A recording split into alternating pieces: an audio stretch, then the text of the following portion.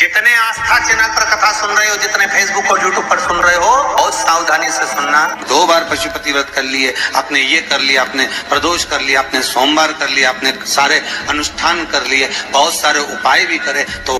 श्री शिवाय नमस्तुभ्यम दोस्तों, हर हर महादेव। कैसे हैं आप? आशा करती हूँ सब ठीक होंगे और सुरक्षित होंगे। दोस्तों आज की इस वीडियो में दोस्तों पूज्य गुरुदेव ने नागपुर की कथा में बहुत सुंदर सा उपाय बताया है, जो कि आपकी कोई इच्छा है ऐसी जो कि पूरी नहीं हो रही है, या फिर आपके बच्चों से जुड़ी हुई कोई इच्छा है, नौकरी नहीं लग रही है बच्चों की, या पढ़ाई में कोई दिक्कत आ रही है बच्चों की, या कोई भी और समस्या है, वो भी आपकी इस उपाय को करने से दूर हो जाएगी। तो चलिए जानते हैं। और दोस्तों ये उपाय बहुत ही अच्छा और अचूक उपाय बताया है, आप इसको आजमा कर जरूर देखिएगा। तो इस उपाय में आपको क्या करना है? सबसे पहले दोस्तों पूज्य गुरुदेव ने बताया है कि ये चौमुखी दीपक जलाना है, चौमुखी दीपक बनाना है। इसकी 4 बाती होनी चाहिए दोस्तों, 4 बाती, लेकिन आपको बातियां अलग अलग रखनी है, ना कि एक ही बाती करके आप जला देते हैं, ऐसी गलती नहीं करना। आटे का दीपक बनाना, 4 बाती अलग अलग करके रखना, और तिल के तेल का दीपक लगाना है। आपको तिल का तेल डाल लेना है, इसमें मैंने डाला हुआ है इसको आप। और एक सुंदर सी प्यारी सी एक बेलपत्री ले लेना, जो कि कटी फटी नहीं होनी चाहिए, एकदम साफ सुथरी होनी चाहिए। दोस्तों कटी फटी चीज़, ये चीज़ भगवान भोलेनाथ को समर्पित नहीं की जाती, भगवान उसे स्वीकार नहीं करते। तो आपको एक बेलपत्री ले लेनी है, एक तांबे का कलश ले लेना है, इसमें जल भर लेना है अपने घर से परिंदे में से। इसको हमेशा पूज्य गुरुदेव कहते हैं, इसे अपने घर से परिंदे में से ही भर करके ले जाना चाहिए, क्योंकि इससे पितृदोष समाप्त होता है, साथ ही साथ आपका वास्तु दोष भी खत्म होता है। तो दोस्तों इसको हमेशा अपने घर से ही भर के ले जाना चाहिए। इसमें थोड़ा सा मीठा डाल लेंगे, थोड़ा गंगा जल डाल लीजिए, और चंदन, चावल, बेलपत्र, जो भी आप पूजा की सामग्री ले जाना चाहते हैं वो आप ले जा सकते हैं। और आपको सीधे पहुंच जाना है देवादिदेव महादेव के शिव मंदिर। शिव मंदिर पहुंच करके आपको उत्तर दिशा की तरफ, जैसे मैं बैठी हूँ उधर की तरफ आपको फेस करके बैठ जाना है, उत्तर दिशा की तरफ मुख करके, क्योंकि पूज्य गुरुदेव बताते हैं उत्तर दिशा की तरफ मुख करके अगर हम जल चढ़ाते हैं या कोई भी उपाय करते हैं, वो शीघ्र से शीघ्र ही भगवान भोलेनाथ सुनते हैं उसका, और जल्दी से जल्दी उसकी मनोकामना पूरी होती है। तो दोस्तों आपको सबसे पहले क्या करना है, थोड़ा सा जल समर्पित कर देना है। यह है गणेश जी का स्थान, यह है कार्तिकेय जी का स्थान। सीधे हाथ की तरफ गणेश जी का स्थान होता है दोस्तों, उल्टे हाथ की तरफ कार्तिकेय जी का। ये माता अशोक सुंदरी का स्थान है, जो मोटी सी लाइन है, जो मेरे भोलेनाथ की सबसे छोटी पुत्री, सबसे प्यारी पुत्री है ये अशोक सुंदरी।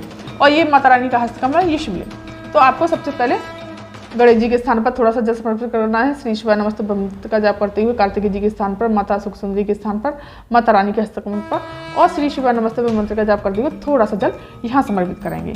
समर्पित करने के पश्चात आपको सबसे पहले आपको ये दीपक यहाँ पर प्रज्वलित कर लेना है, शिवलिंग के पास में ही। तो इतना भी पास मत कर लेना कि जल आए तो ये बुझ जाए, बुझना नहीं चाहिए, थोड़ा सा दूर करके, और शिवलिंग के पास में ही सबसे पहले आपको इस दीपक को प्रज्वलित कर लेना है। इस तरह से आप दीपक प्रज्वलित कर लेंगे, और फिर आप अपने उपाय को करेंगे, और भोलेनाथ का श्री शिवाय नमस्तुभ्यम मंत्र का जाप करते रहेंगे। दोस्तों इस प्रकार से आपको दीपक प्रज्वलित कर लेना है। फिर आपको ये बेलपत्री, फिर आपको दोस्तों चंदन लगाना है, त्रिपुंड बनाना है। इस प्रकार से 3 उंगलियां से चंदन ले लीजिए, और श्री शिवाय नमस्तुभ्यम मंत्र का जाप करते हुए इस प्रकार से त्रिपुंड बनाइए, और चावल समर्पित कर दीजिए। माता अशोक सुंदरी के स्थान पर, गणेश जी के स्थान पर, माता अशोक सुंदरी के स्थान पर, कार्तिकेय जी के स्थान पर, माता रानी के हस्तकमल पर, इस तरह से आपको चंदन समर्पित कर देना है। इस तरह से आपको चावल समर्पित कर देने हैं। मीठा लेकर गए हैं तो मीठा समर्पित कर दीजिए, इस तरह से आपको मीठा समर्पित कर देना है सभी लोगों को। और फिर आपको ये बेलपत्री जो लेकर के गए हो इसको उठाना है, इस पर थोड़ा सा चंदन लगाना है। पूज्य गुरुदेव हमेशा कहते हैं कि बेलपत्री कभी भी खाली नहीं चढ़ानी चाहिए, चाहे एक चावल का दाना ही क्यों न चढ़ाए। तो इस बेलपत्री को इस तरह से पकड़ के आपको 5 जगह टच कराना है। 5 जगह कौन सी हैं, चलिए जानते हैं। सबसे पहले गणेश जी के स्थान पर टच कराना है, और अपनी कामना कहनी है, जो भी आपकी समस्या है किसी भी से भी जुड़ी हुई। और फिर आपको कार्तिकेय जी के स्थान पर इस तरह से आपको टच कराना है। बेलपत्री को हमेशा यहाँ से पकड़िए। फिर आपको अशोक सुंदरी के स्थान पर, माता अशोक सुंदरी के स्थान पर टच कराना है अपनी कामना बोलते हुए। फिर माता रानी के हस्तकमल पर इस प्रकार से टच कराना है, और बाद में आपको शिवलिंग पर इस प्रकार से समर्पित कर देना है, इस प्रकार से समर्पित कर देना है, और श्री शिवाय नमस्तुभ्यम मंत्र का जाप करना है। और फिर आपको जो लोटा भर के लेकर के गए हो, आप जल लेके गए हो, पहले तो दोस्तों थोड़ा सा ही जल समर्पित करना है और सारा का सारा जल बाद में समर्पित करना है।